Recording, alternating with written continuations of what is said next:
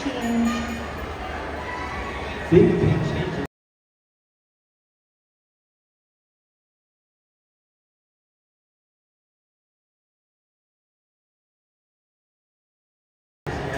Ang laki ng pagbabago. Kasi parang, when we started doing the series, we're just casual, like, parang magkatrabaho, nakikita sa work and everything. Pero now, we became close to each other to the point na we understand each other in terms of how we are as a person. So, malaki talaga yung changes namin and we're much comfortable with each other right now. And I think that's important with the whole series na maging komportable kami sa isa't isa. And yeah, we're just enjoying each other's company and yeah.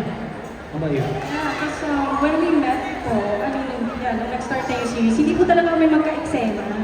Never po kami nagtatagpo. Magkatagpo lang kami pag interviews or, di ba, media con or events or mall shows.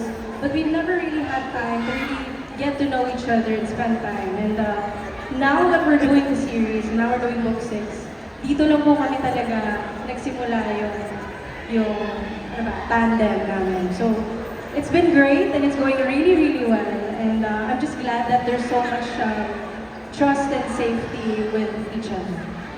May ano pa ba? May mas iko-close pa kayo? Ano ka close? Kailangan. Yeah. I mean, we'll see kasi as of the moment, we're really focused on this partnership, doing this job. Because we want nothing but success for not just for Oye, but for the whole university series.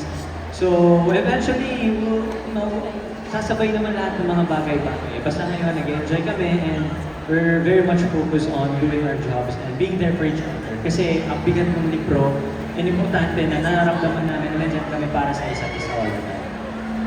Thank you. Okay, thank you so much. Now moving